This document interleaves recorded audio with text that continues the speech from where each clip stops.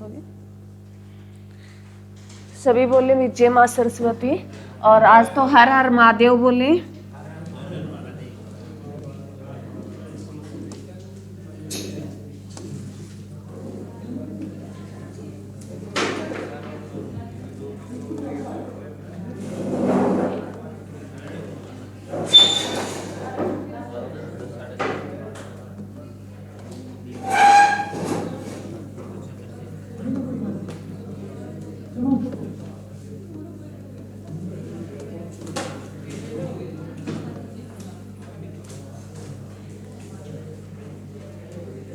आपकी सारी मनोकामनाएं पूरे करें भी, अगली जो शिवरात्रि आए उससे पहले सारे आप सफल हो जाएं। आप कोई ना कोई आपको पोस्ट मिल ही जाए भी, जो आप चाहते हो वो सारी तमन्नाएं आपकी पूरी हो। तो चलो भी, हमने क्या किया था, हम करेंगे भारत के प्रधानमंत्री। आज हमारा टॉपिक रहेगा भारत के प्रधानमंत्री।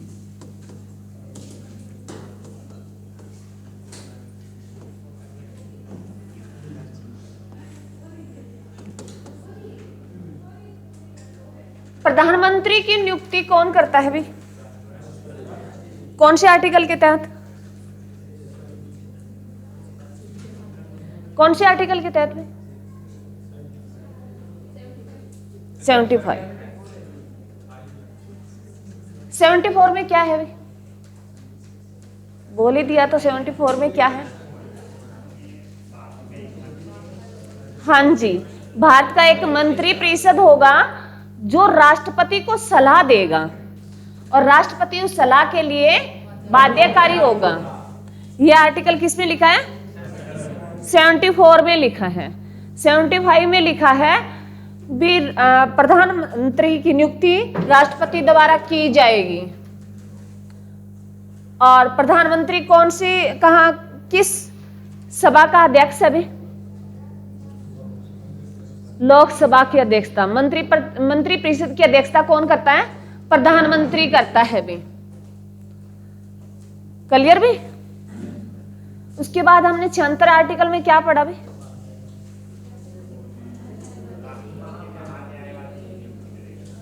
किसका जिक्र है? महान्यायवादी। कौन है भी महान्यायवादी? वर्तमान में कौन है? आर वेंकट रमणीय भी। और पहले कौन थे?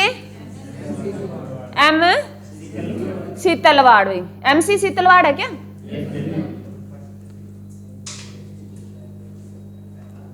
और भारत के प्रथम विधि अधिकारी कौन होते हैं भी? अगर क्वेश्चन आ जाए भी, भारत का प्रथम विधि अधिकारी कौन है भी? महान्यायवादी। कौन है भी? महान्यायवादी। इन्हीं प्रथम विधि अधिकारी बोलते हैं भी, कानून का जो जानकार हो। आर्टिकल 78 में हमने क्या पढ़ा भी?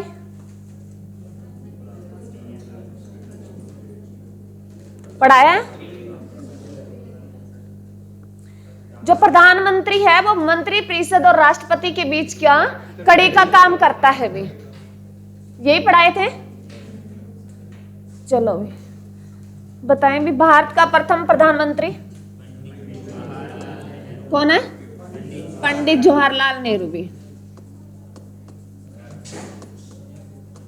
कुछ हमने पढ़ लिए थे कल, जिनका टाइम पीरियड क्या है भी? 1947 से 1964 भी। कितने टाइम तक ये प्रधानमंत्री रहे भी?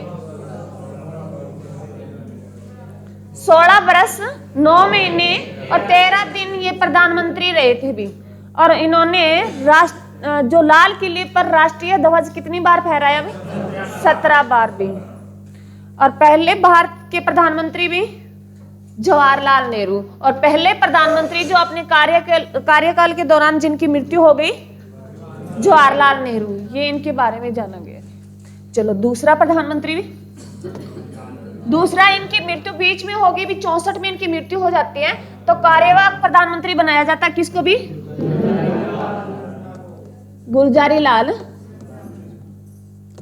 नंदा भी,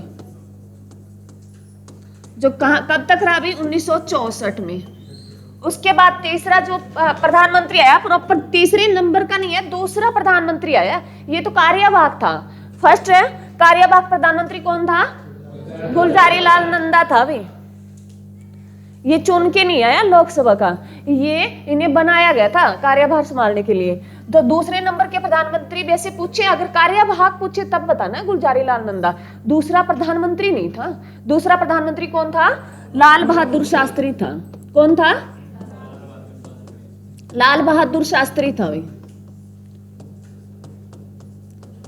लाल बहादुर शास्त्री का टाइम पीरियड क्या रहा था भाई? 1964 से ये 66 तक रहे थे। इनकी भी कार्यकाल के दौरान मृत्यु होगी। दूसरे प्रधानमंत्री जिनकी कार्यकाल के दौरान मृत्यु हो गई थी कौन थे? लाल बहादुर शास्त्री थे। ऐसे प्रधानमंत्री जिनकी देश से बाहर मृत्यु हुई लाल बहादुर शास्त्री थे। कहाँ हुई इनकी मृत्यु? लिख लो, ये क्वेश्चन जो मैं बोल रही हूँ ना, ये एग्जाम में आते हैं। ऐसे देश के प्रधानमंत्री जिनकी देश से बाहर मृत्यु हुई कौन थे? लाल बहादुर शास्त्री थी। कहाँ हुई इनकी मृत्यु? ताशकंद समझौते के तहत हुई। ताशकंद कहाँ पड़ता है? उज्बेकिस्तान में। और पहले ताशकंद जहां ये समझौता हुआ था तब ये यूएसएसआर का हिस्सा था। अब ताशकंद किसकी राजधानी है? उज्बेकिस्तान की है। क्लियर भी?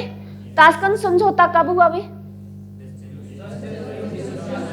10 जनवरी 1966 को हुआ था। क्लियर भी? आगे लिखे। अब इनकी कार्यकाल दौरान इनकी मृत्यु हो जाती है भी लाल बहादुर शास्त्री की। तो सेकंड जो कार्यवाहक जो प्रधानमंत्री बनाए जाते हैं वो कौन बनाए जाते हैं भी? गुलजारी लाल नंदा ही बनाए जाते हैं भी।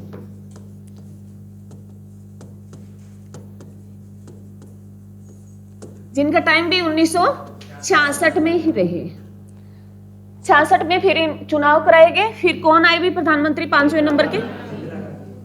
इंदिरा गांधी में।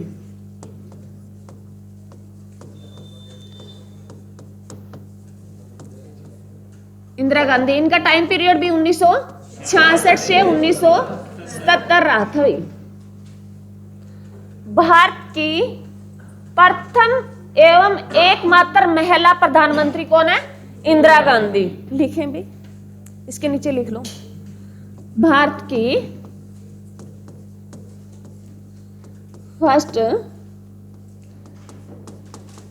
एवं एकमात्र महिला प्रधानमंत्री कौन है भी? इंदिरा गांधी है। कौन है? इंदिरा गांधी है। ये 2 बार बनी थी भी। एक बार तो ये 66 से स्वतंत्र रहेगी, आगे ये 80 से 84 फिर आएगी।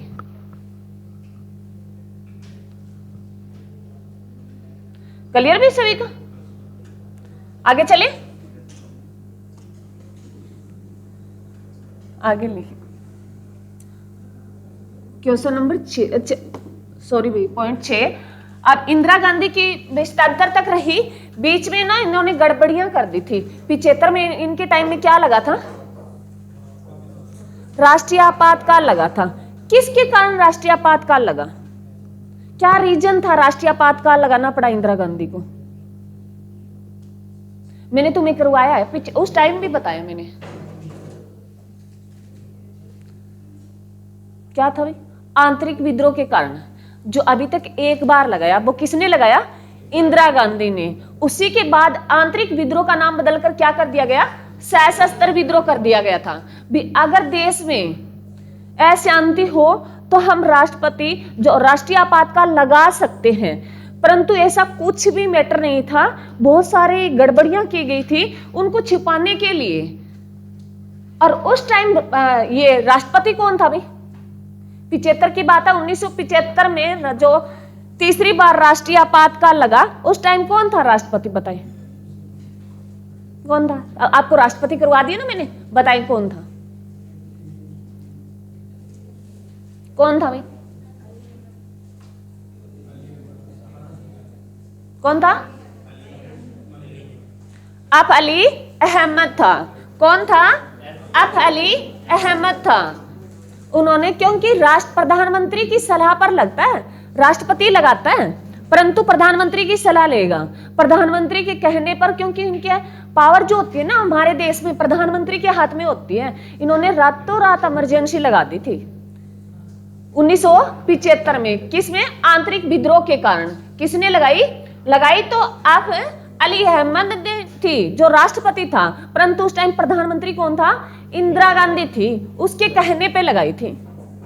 और ये आंतरिक विद्रोह की ये सबसे बड़ी भूल मानी गई थी। उन्होंने अपनी सत्ता खो जाने का डर था, इसलिए उन्होंने लगाया, तभी उनकी सरकार गिर गई थी। 77 में उनकी सरकार गिर गई थी और चुनाव हुआ। तब छठे नंबर के कौन आए भी?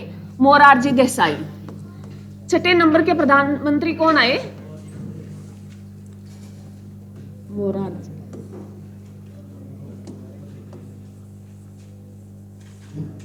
एक मिनट, बातें नहीं हुई। छठे नंबर के कौन थे? मोरारजी देसाई, जिनका टाइम पीरियड रहा था 1977 से 79 भी 79 तक। मोरारजी देसाई, जो हम पंचवर्षीय योजना पढ़ते हैं तो उसमें पढ़ते हैं, जैसे रोलिंग प्लान आपने सुना होगा, पंचवर्षीय योजना में रोलिंग प्लान सुना ना, वो इन्हीं के टाइम में, क्योंकि इन्होंने आते ही मोरारजी देसाई ने क्या किया था, इंदिरा गांधी ने जो उनकी पंचवर्षीय योजना चल रही थी, 5वीं योजना, वो आते ही इन्होंने बीच में खत्म कर दी थी और अपनी योजना शुरू कर दी थी। ये पहले ऐसे प्रधानमंत्री थे जो गैर कांग्रेसी थे। क्या थे ये? गैर कांग्रेसी थे। इसके बारे में क्वेश्चन पूछा जाता है। पहले प्रधानमंत्री जो गैर कांग्रेसी भी।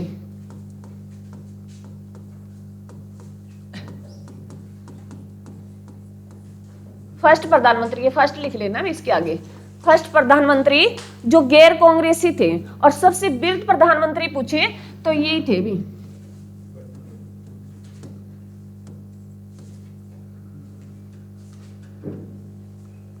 और मोरारजी देसाई के बारे में क्या पढ़ते हैं भी? इन्होंने सबसे ज्यादा बजट पेश किसने किया? मोरारजी देसाई ने। कितनी बार किया था भी बजट पेश? इन्होंने 10 बार बजट पेश किया भी। ये मैंने आपको बात पहले बता दी है।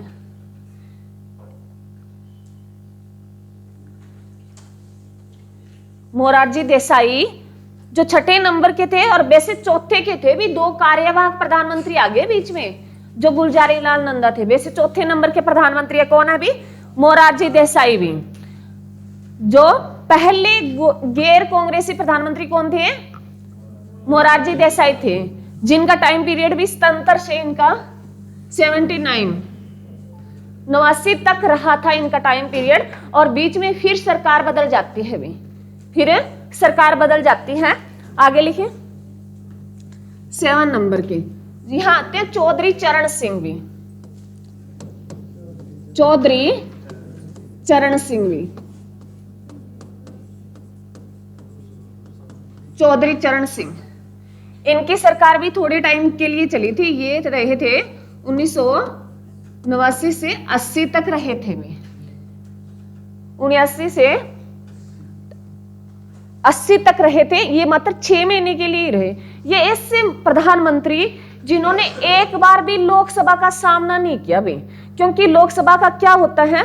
प्रधानमंत्री क्या होता है? लोकसभा का अध्यक्ष होता है। क्या होता है? अध्यक्ष होता है। ये कौन से आर्टिकल में हमने पढ़ा? कौन से आर्टिकल में पढ़ा? मैंने तुम्हें ये बात लिखाई है। कौन से आर्टिकल में पढ़ा भी? प्रधानमंत्री है वो लोकसभा का अध्यक्ष होता है। मंत्रिपरिषद की जो अध्यक्षता करता है वो कौन करता है? लोकसभा का अध्यक्ष 2 स्पीकर होता है। मंत्रिपरिषद की अध्यक्षता कौन करता है? कौन करता है मंत्रिपरिषद की अध्यक्षता? कौन से आर्टिकल में? 74 में। ये बात मैंने ऐड करवाई तुम्हें। मंत्रिपरिषद की अध्यक्षता कौन करता है? प्रधानमंत्री करता है। कौन से आर्टिकल में बताया? ये 74 में। चौधरी चरण सिंह ये कब तक रहे भी? ये मात्र 6 महीने के लिए रहे थे। लिखो इसके बारे में। इन्होंने ऐसे प्रधानमंत्री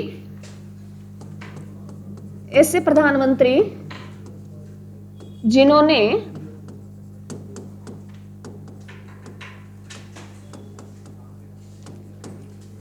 संसद का एक बार भी सामना नहीं किया था भाई।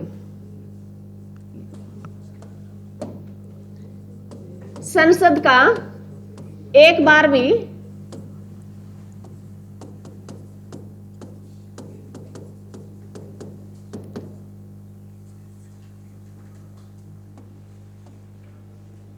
सामना नहीं किया था भी।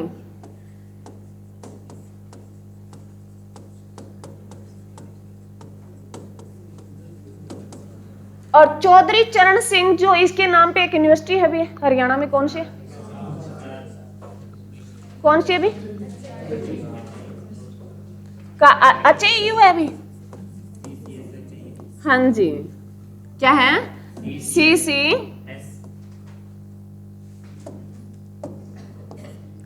एचयू में। ये जो इस यूनिवर्सिटी की स्थापना कब की गई? हाँ जी, कब की गई थी? 2 फरवरी 1970 में की गई थी। कब की गई? अच्छा, यूनिवर्सिटी की स्थापना कब की गई? 2 फरवरी 1970 को की गई थी। 77 नहीं है भी, 70 को की गई थी। कब की गई थी? 70 में की गई थी। क्लियर भी? ये चौधरी यूनिवर्सिटी, नाम चौधरी तो बाद में दिया है इसको नाम, पहले एचयू था। ये भी ध्यान रखना, ये स्टार्टिंग में ये नाम नहीं था भाई, चौधरी चरण सिंह यूनिवर्सिटी जो एग्रीकल्चर, ये नहीं था। पहले इस जो यूनिवर्सिटी बनी ये एचयू बनी थी, और जो इसकी स्थापना हुई ना वो 2 फरवरी 1970 को हुई थी। फिर इसको नाम दिया गया चौधरी चरण सिंह का। कहां पड़ती है? हिसार में पड़ती है। और चौधरी चरण सिंह की जयंती को हम किस दिवस के रूप में मनाते हैं? कौन सी तारीख को मनाते हैं? लिखें। 23 दिसंबर को हम राष्ट्रीय किसान दिवस मनाते हैं। क्या मनाते हैं? राष्ट्रीय किसान दिवस में।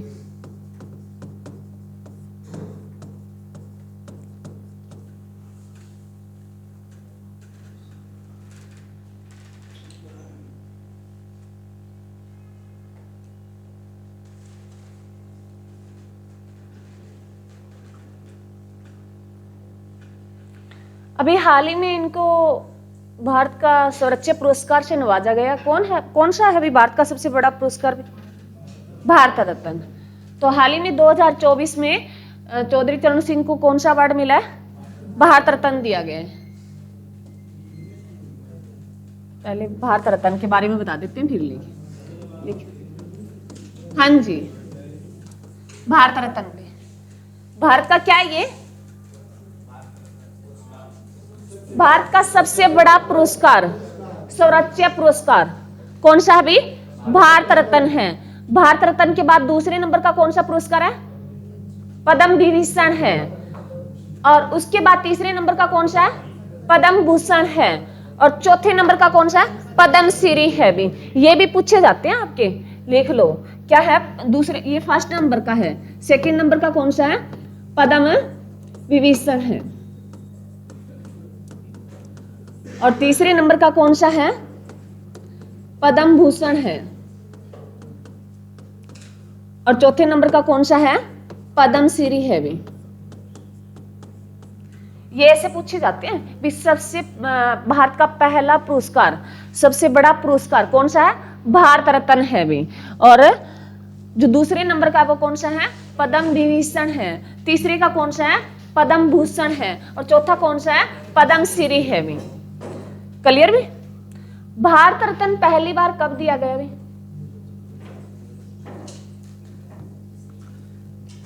गलत। भारत रत्न पहली बार कब दिया गया? 54। Very good. भारत रत्न पहली बार कब दिया गया? 1954 में दिया गया था भी। भारत रत्न पहली बार कब दिया गया? 1954 में। कितने व्यक्तियों को दिया गया था भी? 3 व्यक्तियों को दिया गया था भी।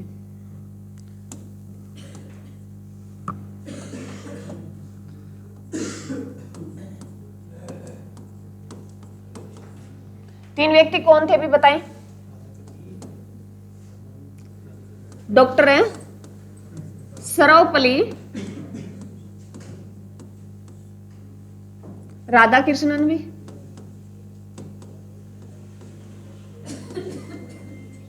कृष्णन। और दूसरे व्यक्ति कौन थे भी? सीवी रमन भी। और तीसरे नंबर के कौन थे? राजगोपालाचार्य भी। कौन थे? राजगोपालाचार्य।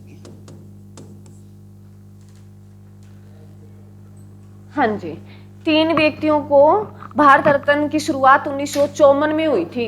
3 व्यक्तियों को मिला था। इसमें थे डॉक्टर सर्वपल्ली राधाकृष्णन, जिनकी हम जयंती को टीचर डे के रूप में मनाते हैं। फिर सीवी रमन भी वैज्ञानिक क्षेत्र में मिला था इसको।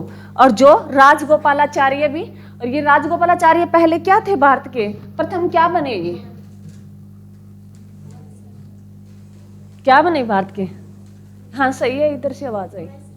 वायसराय। भारत के प्रथम वायसराय कौन थे? स्वतंत्रता भारत के प्रथम भारतीय वायसराय कौन थे? राजगोपालाचार्य थे भी। अंतिम वायसराय कौन थे भी भारत के? माउंटबेटन थे भी। वो अंग्रेज थे अंतिम। और पहला भारतीय पूछे तो कौन थे? राजगोपालाचार्य थे भी। क्लियर है? अब हाल ही में 2024 में 5 व्यक्तियों 4 में ये 5 व्यक्तियों को दिया गया है भारत रत्न। हाल ही में 2024 में भारत रत्न 5 व्यक्तियों को दिया गया है भी। उनमें से एक तो चौधरी चरण सिंह है भी। लिखें, चौधरी चरण सिंह भी। दूसरे नंबर के कौन है भी? हाँ जी, जो हम आगे प्रधानमंत्री पढ़ेंगे कौन है भी? पीवी नरसिम्हा राव भी।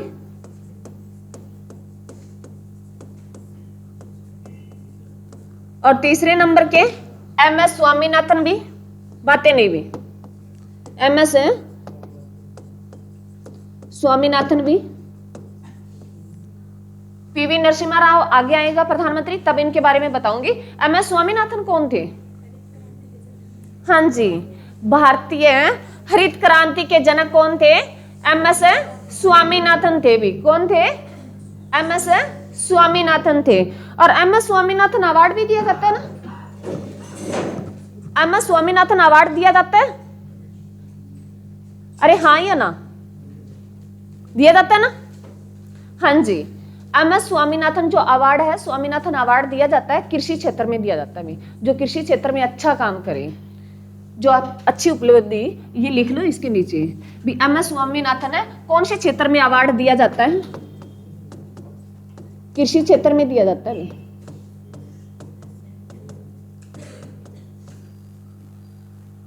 और एमएस स्वामीनाथन की हाल ही में मृत्यु हुई है, तो इनके बारे में पूछ सकता है। सितंबर 2023 में हुई थी। सितंबर लिख लेना, पता नहीं 28 सितंबर आई या 23 है।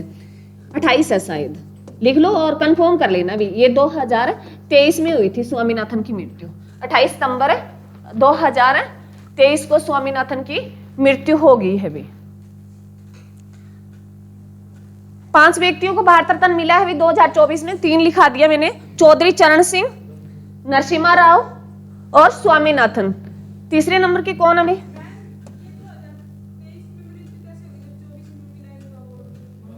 अरे मरने के उपरांत मिला है, मरने के उपरांत मिला है।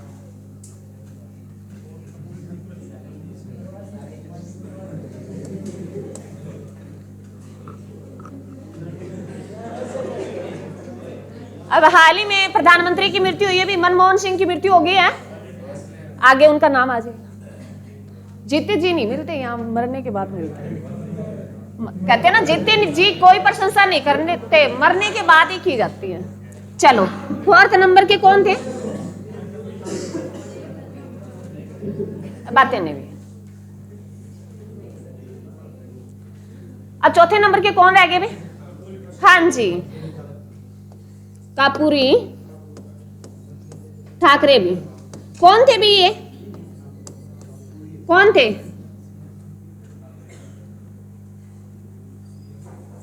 किनके सीएम?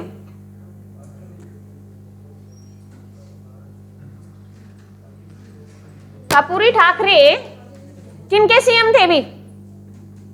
बिहार के सीएम थे भी, बिहार के पूर्व सीएम थे।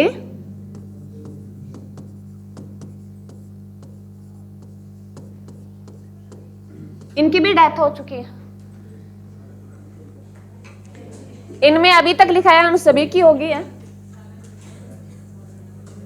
आगे लिखे 5वें नंबर के जो यही एकमात्र जीवित है, कौन अभी?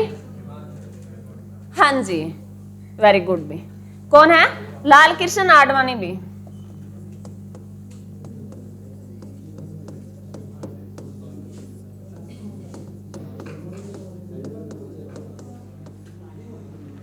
बातें नहीं।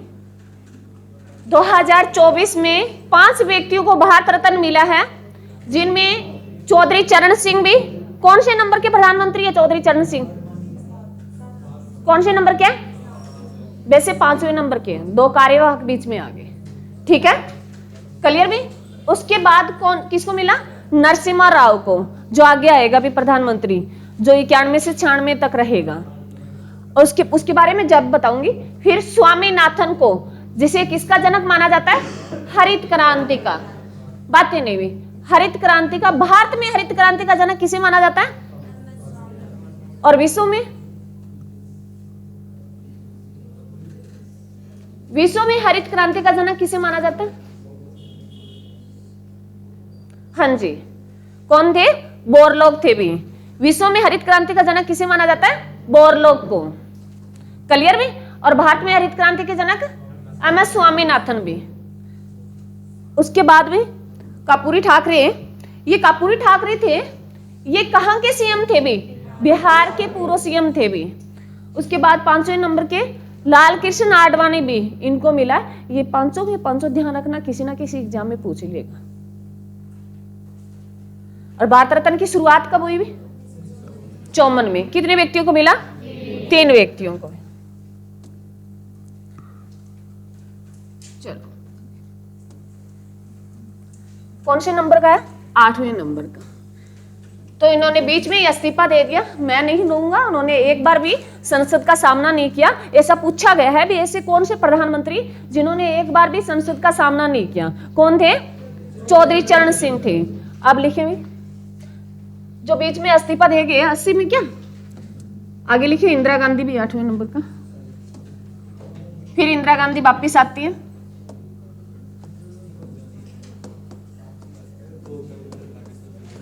बातें नहीं भी। इंदिरा गांधी जो 1980 से 1984 तक रही थी। 1980 से 1984 तक फिर इंदिरा गांधी आ गई भी।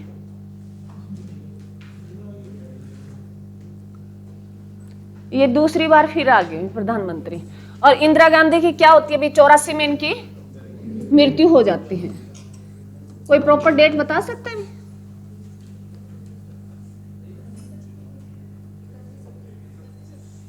31 अक्टूबर को हुई थी क्या?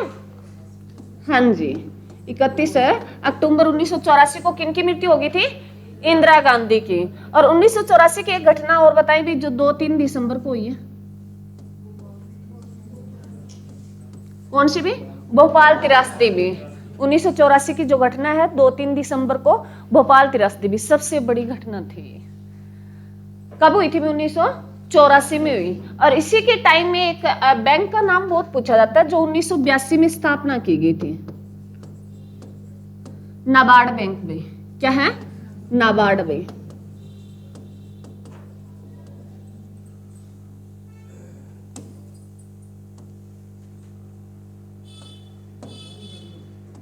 नाबार्ड बैंक की स्थापना कब की गई?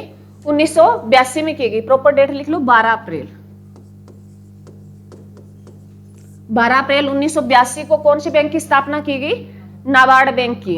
ये कृषि से संबंधित जितना भी लोन वगैरह है वो यहाँ से पास होता है, यही देते हैं भी। बाकी ग्रामीण क्षेत्रों में जो बैंक होते हैं उनको भेजते हैं पैसे, यहाँ से आते हैं। और ये पूछ लिया जाता है एग्जाम में भी, नाबार्ड जो बैंक है, नाबार्ड जो बैंक है, इसकी स्थापना कौन सी कमेटी के आधार पर की गई? ये बहुत बार एग्जाम में आता है। कौन सी कमेटी के आधार पर की गई थी, बता सकता कोई बच्चा? लिखे, शिव रमन कमेटी। कौन सी? जो आज भी शिव का है, क्या है शिव का? ब्याह है या जन्मदिन है? ब्याह हुआ है क्या? अच्छा चलो, शिव रमन कमेटी भी। शिव रमन समिति के आधार पर किस बैंक की स्थापना की गई थी भी? नाबार्ड बैंक की। कब की गई? 12 अप्रैल 1982 को की गई। और नाबार्ड का हेडक्वार्टर कहां पड़ता है? कहां पड़ता है? नहीं नहीं, मुंबई। नाबार्ड का हेडक्वार्टर कहां पड़ता है? मुंबई। ये क्या हो गया भैया? अच्छा चलो, लिखे भी, कहां पड़ता है? मुंबई। नाबार्ड का हेडक्वार्टर कहां है? मुंबई में। मुंबई है भी, मुंबई। किसकी राजधानी है भी मुंबई? किसकी राजधानी है? महाराष्ट्र की। क्लियर भी? बता सकते हो अभी? नाबार्ड बैंक की स्थापना कब की गई? 12 अप्रैल 1982 को। और जो किस कमेटी के आधार पर भी? शिव रमन कमेटी के आधार पर। हेडक्वार्टर कहां में? मुंबई में। 82 में एक बैंक की स्थापना और की गई थी, एक्सिम बैंक की। एक्सिम बैंक की स्थापना की गई थी, जो आयात निर्यात से संबंधित बैंक है भी। इनकी स्थापना भी 1982 में की गई थी, एक्सिम बैंक में। ये आगे पढ़ेंगे, पर अब आ गया साथ तो लिख ही लो, क्या पता एग्जाम कब हो जाए और आपका कब क्वेश्चन बन जाए।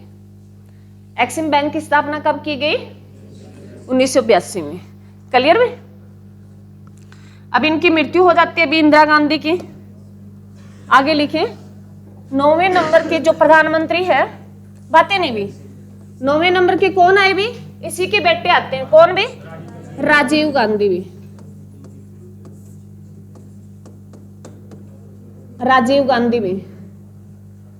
राजीव गांधी इनका टाइम पीरियड रहा था भी 1984 से लेके 1989 तक, 89 भी। जो राजीव गांधी रहे थे वो 1984 से लेके 1989 तक रहे थे, 89 में। क्लियर? अब ये पहले से भारत के प्रधानमंत्री, सबसे युवा प्रधानमंत्री भी, भारत के फर्स्ट युवा प्रधानमंत्री भी।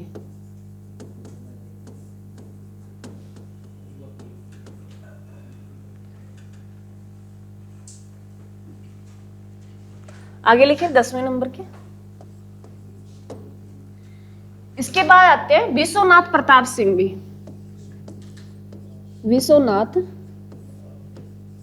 प्रताप सिंह भी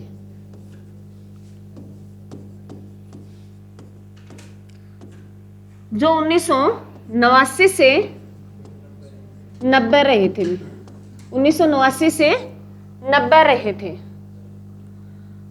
भारत के प्रथम प्रधानमंत्री जो अविश्वास प्रस्ताव के तहत हटाया गया। भारत के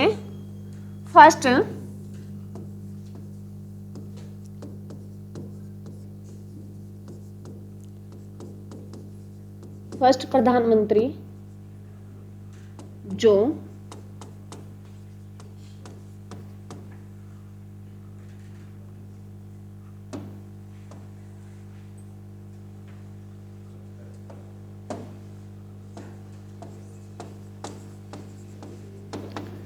प्रस्ताव के तहत हटाए गए।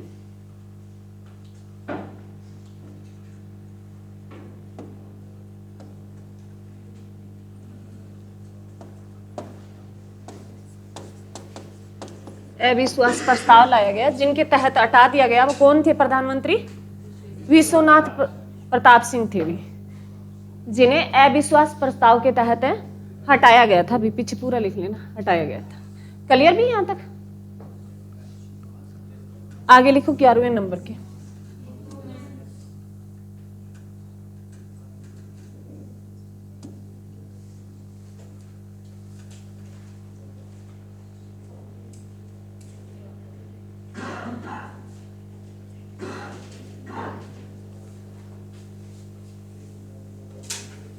हो गया।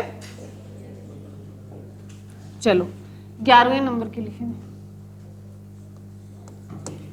और जो 1990 में ना हमारे देश में वित्तीय संकट बहुत चल रहा था, पैसे की कमी आ गई थी भी, बाहर से हम कोई चीज का निर्यात करने के लिए हमारे पास 15 दिन का टाइम जो साधन बचा था, और पैसे जो हमारे जो विदेशी भंडार थे वो खत्म होने की कगार पे थे और हम दोबारा गुलाम होने की कगार पर थे। परंतु उस टाइम नरसिम्हा राव, बीच में अब एक और आएगा चंद्रशेखर आजाद, तो उसके बाद आएगा नरसिम्हा राव, और जो प्रधानमंत्री मनमोहन सिंह है उनके रहते हुए प्रधानमंत्री मनमोहन सिंह ऐसे बेस्ट प्रधानमंत्री है जिन्होंने हमारी अर्थव्यवस्था को दोबारा हमारे देश को गुलाम होने से बचा लिया था भी। चलो अब तो लिखिए 11वें नंबर के कौन थे? चंद्रशेखर भी।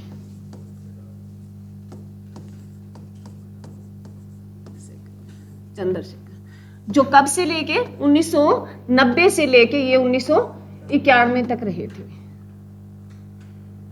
उसके बाद लिखिए 12वें नंबर के जो कौन है? पीवी नरसिम्हा राव भी।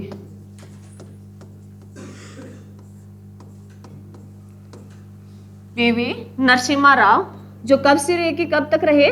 1991 से ये 1996 तक रहे थे। 1991 से 1996 तक रहे थे। और इन्हें हाल ही में कौन सा पुरस्कार मिला है? भारत रत्न मिला है। कौन सा मिला है? भारत रत्न। ये बेस्ट प्रधानमंत्री थे भी, इन्होंने ही जो गए ये विदेश में, उस टाइम जो हमारे कौन थे भी, जो प्रधानमंत्री अभी हाल ही में डेथ हुई है मनमोहन सिंह, उनके पास गए, वो उस टाइम IMF के एक मेंबर थे। वहां जाते हैं USA में और वहां IMF और वर्ल्ड बैंक से मिलते हैं ये संस्थाओं से, और वहां जो नरसिम्हा राव है वो कहते हैं भी हमारे देश में ये हालात है, तो उनके हमारे जो ना हम सबसे बड़ी गलती कर गए थे, क्योंकि जवाहरलाल नेहरू के सामने जब देश आजाद हुआ तो उनके सामने ये था भी हम भारत की कैसी अर्थव्यवस्था रखें, समाजवादी रखें या पूंजीवादी रखें या मिश्रित रखें। तो भारत की कैसी अर्थव्यवस्था है भी? मिश्रित है, समाजवाद और पूंजीवाद की। परंतु हम ज्यादा किसकी तरफ झुकाव था? हमारा समाजवाद की। क्यों था? उसका भी पीछे रीजन था, क्योंकि हमारे देश में जब 1947 में अंग्रेज हमें छोड़ के गए तो हमारी दयनीय स्थिति बहुत थी। कोई भी कार्य करने से पहले 1000 बार सोचना पड़ता था भी क्या ये लोगों के लिए हितकारी रहेगा। तो उनके सामने सबसे बड़ा पड़ाव यही था। तो उन्होंने दोनों स्थितियां तो अपना ली थी, परंतु उन्होंने कहीं ना कहीं पूंजीवाद पर कंट्रोल रखा। उन कंट्रोल रखने का भी रीजन था ताकि देश में पूंजीवादी होके वो भी अत्याचार करने ना लग जाए। तो हमने जो व्यापारी थे उन पे लाइसेंस पद्धति चला दी, सबसे बड़ी कठोर रखी, उन पे इतने जो शुल्क लगा दिए, टैरिफ लगा दिए, बाहर से हमारा लेन देन कम कर दिया। तो कहीं ना कहीं विदेशी भंडार खाली होने का रीजन यही था भी हमारी जो पॉलिसी थी व्यापार को लेके वो बड़ी कठोर थी। फिर वहां जाते ही नरसिम्हा राव को कहा, पहले तो आप IMF और वर्ल्ड बैंक बहुत बड़ी संस्था है, उन्होंने कहा आप पहले अपनी जो व्यापार नीतियां हैं उनमें चेंज करें, उनको छूट दें, तब हम आपको पैसे देंगे। उसमें उन्होंने मनमोहन सिंह का सहारा लिया था। मनमोहन सिंह ने यह कहा भी हाँ, तो उन्होंने बहुत सबसे ज्यादा जो अर्थव्यवस्था में सुधार किया था ना वो नरसिम्हा राव ने किया था। हमारी अर्थव्यवस्था में सबसे ज्यादा सुधार किया वो नरसिम्हा राव ने किया। और हमारी अर्थव्यवस्था के साथ सबसे ज्यादा गड़बड़ी की थी ना वो इंदिरा गांधी ने की थी। इंदिरा गांधी का सबसे बड़ी भूल थी, एक तो उन्होंने 1969 और 80 में 20 बैंकों का राष्ट्रीयकरण कर दिया था। 69 में उन्होंने 14 बैंकों का राष्ट्रीयकरण किया गया और 80 में फिर 6। तो 20 बैंकों का राष्ट्रीयकरण का मतलब है भी उनमें ये था हमारे उद्योगों में, मान लो मैं एग्जांपल दे के समझाती हूँ भी कोई भी उद्योग लगा रखा है तो अगर उसको ये डिसाइड की गई लिमिट भी अगर आप 100 रुपए से ज्यादा कमाते हो ना भी आपकी आमदनी 100 रुपए से ज्यादा हो जाती है तो ये सरकार के अंडर में आ जाएगा। तो आप सोचें भी सरकार के अंडर में रह के काम कौन करेगा। तो उन्होंने व्यापार करना धीरे धीरे कम कर दिया, लोगों ने 100 से वो ज्यादा बढ़ने ही नहीं चाहते थे और सरकारी उसका राष्ट्रीयकरण कर लिया जाता था। और बैंकों का क्या हुआ, बैंकों में ये हुआ भी बैंक जो इतने करोड़ से वो ज्यादा पैसे कमा रहे हैं, आमदनी आ रही है, तो उन बैंकों को सरकार के अंडर लिया गया। सबसे बड़ी भूल थी। अब निजीकरण क्यों किया जा रहा है हर चीज का? इसी के लिए ताकि लोग जागरूक हो सके। और जैसे ये किसानों के लिए मुद्दा था ना MSP वाला, MSP है क्या, ये सबसे बड़ा मुद्दा था एमएसपी का। अगर हम छूट दे देते ना, एक बार हमें तकलीफ होती किसानों को, पर धीरे धीरे हम उसको कवर कर लेते। क्योंकि तकलीफ तो ये होती भी हमारे साथ मनमानी करते, हम जानते नहीं। बीच में आड़तिया होता ना, आपने सब्जी मंडी में देखा होगा, किसान सब्जी लेके आता है, पूरा ट्राली भर के लेके आता है, और वो बैठे बैठे 2 घंटे 4 घंटे में, सुबह 4 बजे से लेके 6 बजे तक उनका वो 5-7 हजार रुपए कमा के अपनी पॉकेट में डाल के चला जाता है। और वो सरकार को कितना कुछ दे पाता है, लिखित में आंकड़े उनके पास बहुत कम होते हैं। और किसान को कितनी, अरे बोली पे गाजर कितने रुपए बिकती है? 2 रुपए, 1.5 रुपए, 1 रुपए, और हमें बाद में 20 रुपए, 10 रुपए। तो कितना अत्याचार। हमें ना देखो, जो नौकरी कर रहा है, जो पैसे कमा रहा है, उसके लिए इतना मुश्किल नहीं है, परंतु उस किसान की देखो, क्या 1 रुपए में गाजर बन जाती है? 1 किलो गाजर है, उसकी मेहनत देखो, 1 रुपया मिला है उसे, हमें तो 10 देना पड़ा है। तो बीच वाला पैसा कहां गया? अभी हम 10 दे रहे हैं, किसान को 1 मिला, तो बीच वाला कहां गया? अभी जो बिना कुछ मेहनत के खा गए। तो यह जो सरकार थी, अच्छा करने जा रही थी। ये इकोनॉमिक्स जो होती है ना, ये बहुत अच्छा सब्जेक्ट होता है। जो समझ गया ना, वो अपने देश को अच्छी तरीके से समझने लग जाता है। जिस बच्चे को इनका ध्यान नहीं होता, हम तो हाय हुल्ला मचा दिया, एमएसपी लाओ, एमएसपी लाओ। पंजाब का हाल देखा है आपने? अगर हरियाणा में यही होता ना, आम आदमी पार्टी ने भट्टा बिठा दिया पंजाब का, और पंजाब ने अब क्या कर दिया, ओल्ड पेंशन स्कीम शुरू कर दी। तो उनको देखो क्या हो रहा है। ओल्ड पेंशन स्कीम, उसका भी थोड़ा सा मुद्दा रहता है, क्योंकि आप बच्चों को जानकारी देना बहुत जरूरी है। भी जिस बच्चे का माँ बाप गवर्नमेंट जॉब में हो, वो गुस्सा ना माने, सुन ले ध्यान में। अच्छा और बुरा हमारे समझ डिपेंड करता है भी हम अच्छा किस तरीके से लेते हैं। हर एक बात के 2 लॉजिक होते हैं। अच्छा समझने वाला अच्छा भी समझ लेता है, और बुरे समझने वाला हर एक बात में बुरा ही समझता है। तो जो ओल्ड पेंशन थी, वो क्या थी भी, जैसे मान लो कोई सर्विस में लगा, जब वो रिटायरमेंट हो रहा है तो उसकी तनख्वाह है 80,000 रुपए, 80,000 है। जब सरकार उसे सर्विस से वो रिटायरमेंट हो जाती है, तो उसे 40,000 देती है, आधी दे तो 2-2, 3-3 लाख भी मिलती है सैलरी। तो एक लेक्चरर है, उसको भी 1.5-2 लाख। जब वो रिटायरमेंट होता है, वो कहता है भी मुझे आधी दे, आधी। जैसे अब पब्लिक आ रही है, अब ज्यादा युवा है, सबसे ज्यादा भारत में युवा है ना, वो अब है। आने वाले टाइम में ये धीरे धीरे कम हो रहे हैं, क्योंकि हर कोई फैमिली प्लान जो बना के एक ही बच्चा, चाहे वो बेटा हो चाहे वो बेटी हो, एक ही रख रहा है। और उनका टारगेट होता है भी जो बर्डन पड़ता है ना, जो सैलरी देते हैं सरकार, सैलरी देखा आपने। अब हम ये कह दे सरकार को, क्या है मैडम, मशीन ली, पैसे छाप दे दे। अरे वो पैसे ऐसे दे दे ना, तो मुद्रास्फीति इतनी बढ़ जाएगी, एक टमाटर 100 रुपए का आएगा। देख लो पाकिस्तान में, अफगानिस्तान में देखो तुम, पाकिस्तान में भी चले जाओ, क्या हालात है। उनको खाने की रोटी नहीं मिलती उनको। तो ये सब कुछ कंट्रोल करके चलना पड़ता है। सरकार के हाथ में कुछ नहीं होता, उनकी भी बंदिश होती है। हाँ वो कर सकते हैं, परंतु प्रिंट पैसे नहीं कर सकते, क्योंकि मुद्रास्फीति इतनी बढ़ जाती है। तो ओल्ड पेंशन वालों लोगों को ये कहा, और उन्होंने देखो क्या काम किया है। जो AB ग्रुप वाले हैं ना, ज्यादा पिटाई किसकी होती है? CD वालों की। सबसे ज्यादा पीटे जाते हैं ना, वो D वाले जाते हैं। सबसे सैलरी कम किसको मिलती है? D वालों को। और सबसे ज्यादा मिलती है वो A वालों को। और A वाले क्या कहते हैं, अरे हमारा तो क्या है, हमें तो इतने पैसे मिल जाते हैं, हमारा काम चल जाएगा, आपका क्या होगा, चलो वो उनको पिटवा देते हैं। अब किसान को क्या आता है, जो आड़तिया है। और ये भाई कोई बनिया बैठा हो तो ये ना माने, मैं समझा रही हूँ भी, समझे वो अपने आप को। अब मैच्योर होने लग गई है जनता, आने वाले टाइम में ये किसान भी समझ जाएगा। परंतु दिक्कत अब ये है, तो वो क्या कहता है भी, आप अरे किसानों तुम्हारे पे ये मजबूरी हो जाएगी, अगर एमएसपी ना मिली तो तुम्हारा कौन खरीदेगा? कौन खरीदे? अरे जिसको कनक की जरूरत है वो खरीदे, किसान बंद कर दे कनक। जितनी जरूरत है इतनी तो किले है ही नहीं, भी किसी के होंगे भी 20-30 किले। हमारी जो आबादी है 2% के पास 10 किलो से ज्यादा होगी, उसके बाद तो कमी है। एक बार खाने की कनक बंद कर दे, खाने की जरूरत तो सभी को पड़ती है, तो वो अपने आप आएगा खाना लेने। तो ये हमारी पाबंदी रहेगी भी, एक बार हमें खुद सामना करना होगा। और सबसे ज्यादा यही लोग जो आड़तिया है ये करते हैं। और इसी वजह से अब जैसे नॉर्थ में जो सब्जी होती है, क्या वो साउथ में होती है? नहीं होती।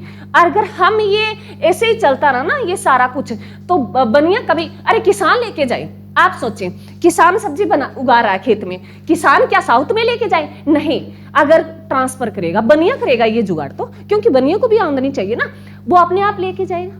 सीधा हमको उल्ला बोली पे बोलेंगे, वो साउथ में पहुंचाएगा और वहां से दाम बढ़ेंगे, तो उसको भी बेनिफिट होगा। और सरकार, जैसे आपने देखा परिवहन में, हमारे जो संचार ये परिवहन मंत्री है कौन भी, नितिन गडकरी, इतनी अच्छा प्रबंध कर रखा है भी ताकि कोई दिक्कत ना आए, ट्रांसफर में कोई चीज की दिक्कत ना आए। परंतु हमारे में कमी है, एमएसपी दो, हमें एमएसपी दो।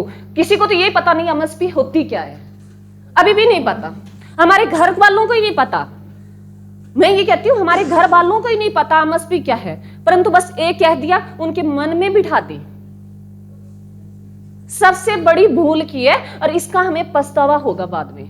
यूएसए जैसी बड़ी जो अर्थव्यवस्था है, उसकी ऐसी अर्थव्यवस्था ऐसी नहीं है, वह पूंजीवाद है और हमारे देश में मिश्रित है। और जो समाजवाद है ना, रूस में, इधर चाइना में है, तो वहां पूरी पावर चलती है। चाइना ने पता नहीं चलने दिया भी कोरोना में कितने की डेथ होगी, उन्होंने पैक किया और दफना दिया, इतनी पावर है उनकी। और हमारे यहाँ इतना सोशल मीडिया बेकार हमारा का यहाँ का, और हमारे यहाँ लोगों में इतना कुछ फैला रखा है, सही बात ट्रांसफर नहीं होने देते, बीच में ही रोक देते हैं। पढ़ना, नौकरी लगना बहुत अच्छी बात है, पर उसके साथ जानकारी रखना बहुत जरूरी है।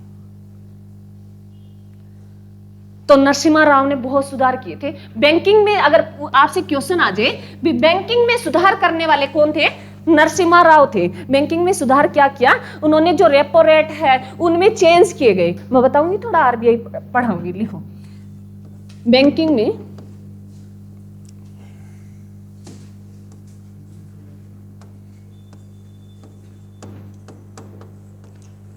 बैंकिंग में सुधार सबसे ज्यादा किसने किया था, नरसिम्हा राव ने किया था। और इनकी एक कमेटी भी पूछी जाती है भी बैंकिंग सुधार संबंधी कमेटी किसने दी थी, नरसिम्हा राव ने। इसके पीछे समिति लिख लो क्योंकि याद रह जाएगी आपकी भी। जो बैंकिंग सुधार संबंधी जो समिति थी वो किसने दी थी, नरसिम्हा राव ने दी थी। इन्होंने बहुत सारे चेंज किए थे। हमारे यहाँ रेपो रेट जो ये SLR और क्या होती है, RR, RRR, CRR, ये जो बैंक दरें होती है भाई, CRR जो कैश रिजर्व रेशियो जो होता है, ये नगद जो आरक्षित जो होता है, ये आरबीआई अपने पास पैसे रखती है। जैसे 100 रुपए है ना, 100 रुपए में इनके परसेंटाइल होते हैं, हम आरबीआई पढ़ेंगे ना तब बताऊंगी। पर यहां समझ लो, इन दरों में सुधार करने वाले वो कौन थे, वो नरसिम्हा राव थे।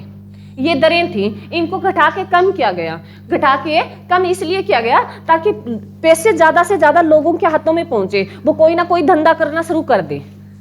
ये रेपो रेट ज्यादा बढ़ने का मतलब होता है वो कंट्रोल करती है आरबीआई, मुद्रास्फीति कंट्रोल करती है पैसों को।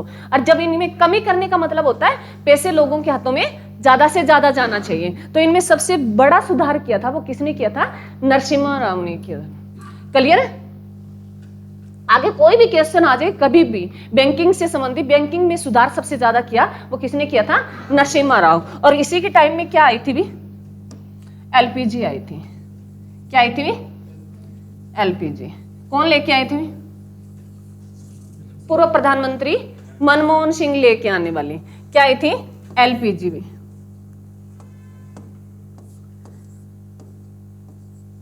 एलपीजी जो उदारीकरण, निजीकरण, वैश्वीकरण, लिबरलाइजेशन, प्राइवेटलाइजेशन, ग्लोबलाइजेशन, ये तीन जो है उदारीकरण, निजीकरण और वैश्वीकरण। उदारीकरण था भी लाइसेंस पद्धति है ना वो खत्म की जाए, वो खत्म की जाए, लोगों को व्यापार करने दिया जाए। निजीकरण का मतलब है निजी जो है उनको छूट दी जाए हर चीज में, उनको अधिक से अधिक जो बैंक जो दरें थी उनको कम करके अधिक से अधिक पैसे दें ताकि जो निजी लोग हैं वो व्यापार कर सके। वैश्वीकरण का मतलब है दूसरे देशों के साथ ज्यादा से ज्यादा व्यापार किया जाए। इसी एलपीजी के कारण सबसे ज्यादा धन आया था, यही सबसे बड़ी इन्होंने काम किया था। इसके आगे पढ़ेंगे इकोनॉमिक्स में।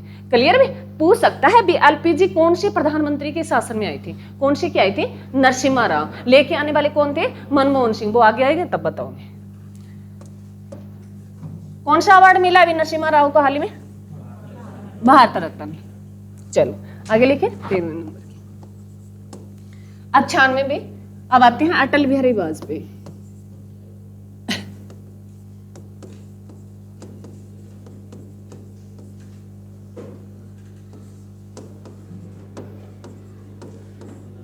जो 1996 में आए थे। यहाँ ये सिर्फ 13 दिन प्रधानमंत्री, सब भारत में ऐसे प्रधानमंत्री जिनका सबसे छोटा शासन रहा था वो 13 दिन का भी। भारत के फर्स्ट प्रधानमंत्री जिनका टाइम पीरियड 13 दिन ही रहे थे मात्र ये प्रधानमंत्री। सबसे कम टाइम के लिए रहने वाले प्रधानमंत्री कौन थे? अटल बिहारी वाजपेयी थे, जो कितने दिन भी 13 दिन ही रहे थे ये प्रधानमंत्री। 96 में दोबारा आएगा 98 में। क्लियर? अटल बिहारी वाजपेयी बहुत अच्छे इंसान थे, सबसे ज्यादा बेस्ट प्रधानमंत्री बोले ना, सबसे ज्यादा इनको है। क्यों है? क्योंकि एक तो ये कई बार क्वेश्चन आता है, योनो में हिंदी में भाषण देने वाले भारत के प्रधानमंत्री कौन थे? अटल बिहारी वाजपेयी थे। कहां दिया अभी? योनो में हिंदी में भाषण देने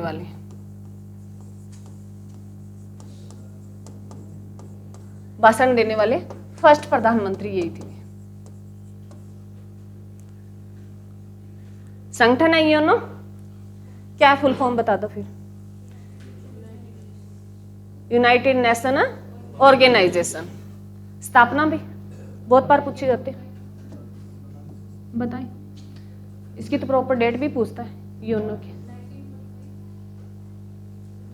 हाँ जी, प्रॉपर डेट बताएं। हाँ जी, वेरी गुड। लिखो भाई, योनो की जो स्थापना है वो लिखो 24 अक्टूबर 1945 को।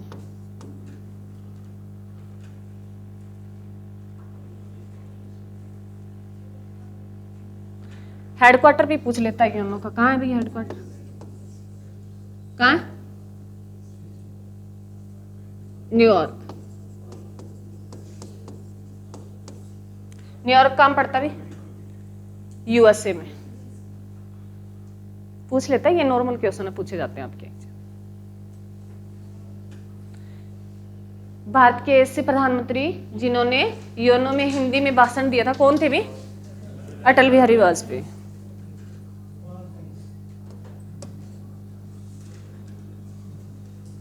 चलो नेक्स्ट लिखे 14 नंबर के।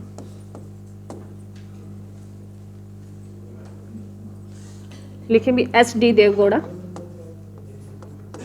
SD देवगौड़ा भाई, जो 1996 से 1997 रहे।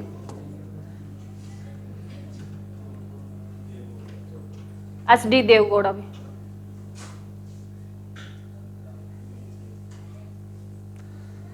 उसके बाद लिखें 15वें नंबर के इंद्र कुमार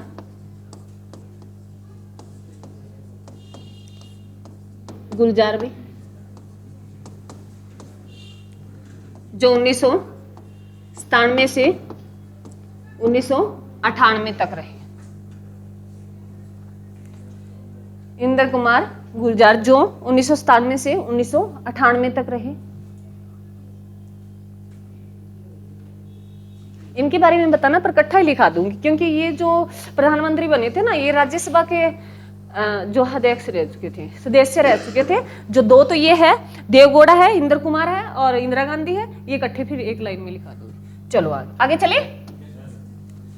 लिखे 16वें नंबर के। फिर अटल बिहारी वाजपेयी दोबारा आते हैं। हाँ जी, क्योंकि वहां थोड़े दिन रहे ना।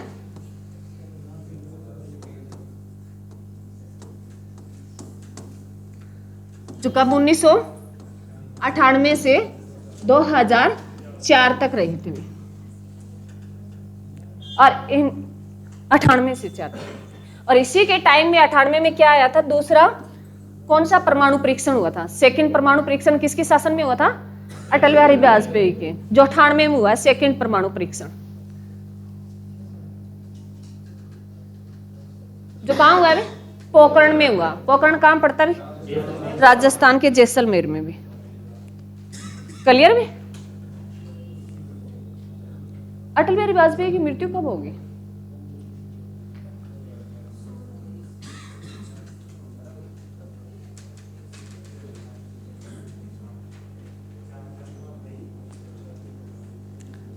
इतना मैं बता देती हूँ भी 15 अगस्त की तारीख थी, उस दिन नहीं हुई, 16 को हुई थी। 16 अगस्त को हुई है। कौन सी सन था? कौन सा सन था? नहीं नहीं 19 था। उस टाइम बहुत सारे काम हुए थे। 5-6 को जो 370 धारा उठाएगी और 8 को पता नहीं 8 अगस्त को उसकी सुषमा स्वराज की मृत्यु हो गई थी और जो 16 अगस्त को इनकी मृत्यु हो गई थी। ये 3-4 काम इकट्ठे ही हो गए थे। इनकी मृत्यु कब हुई थी? 16 अगस्त 2019 में। क्योंकि याद रह जाता ना, जम्मू कश्मीर में 370 धारा हटाएगी, वो 2019 में हटाएगी। ऐसे तुम साथ करके याद कर लिया करो ताकि याद रह जाए। लिखो आगे 17वें नंबर के। अब जो आते हैं, कौन आते हैं? डॉक्टर मनमोहन सिंह भी। लिखो में बातें नहीं, बस एक हो रहा है। डॉक्टर मनमोहन सिंह भी।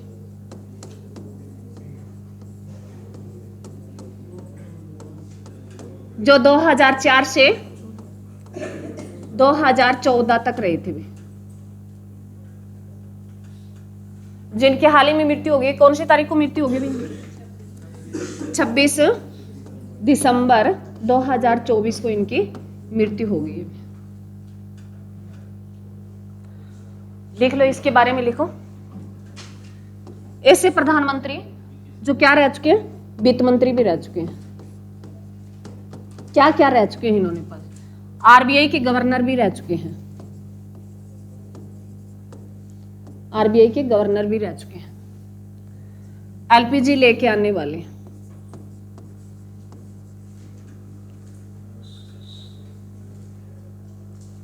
प्रधानमंत्री जो वित्त मंत्री भी रह चुके हैं, आरबीआई के गवर्नर भी रह चुके हैं। ये पूछ सकता है भी ऐसे प्रधानमंत्री जो आरबीआई के गवर्नर रह चुके हैं कौन है? अभी मनमोहन सिंह। ऐसे प्रधानमंत्री जो वित्त मंत्री भी रह चुके हैं, मनमोहन सिंह। एलपीजी लेके आने वाले, मनमोहन सिंह, जिनके हाल ही में 26 दिसंबर 2024 को मृत्यु हो गई अभी। और सबसे ज्यादा जो ये इकोनॉमिक्स थे भी सबसे बड़े। उसके बाद लिखो जो अब हाल ही में है 18वें नंबर के। कौन है अभी? अच्छा, पूरा लिखूं या सीधा ही लिख दूं? अच्छा, नरेंद्र मोदी जी। पूरा नाम पूछ लेता है इनका, दामोदर, जो इनके पापा का नाम है, जो 2014 से लेके वर्तमान मत तक में।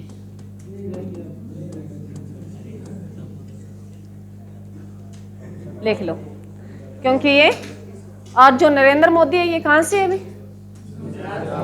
कोई प्रॉपर स्थान बता सकता है कहां से?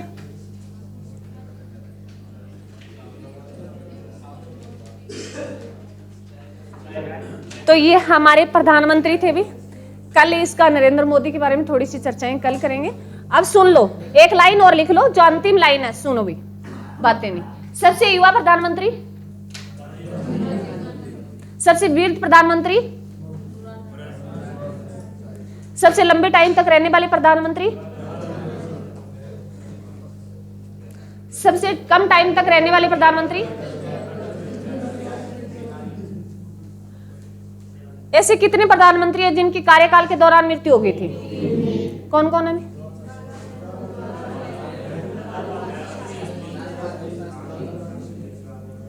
हाँ जी, 4 कौन हो गए थे? नहीं, प्रधानमंत्री नहीं थे, वो चुनाव के लिए गए थे उधर। तो ये जो राजीव गांधी थे, इनकी मृत्यु कहाँ हुई थी? कहाँ गए थे ये प्रचार करने के लिए? हाँ जी, कहाँ गए थे? केरल में। थैंक यू भी।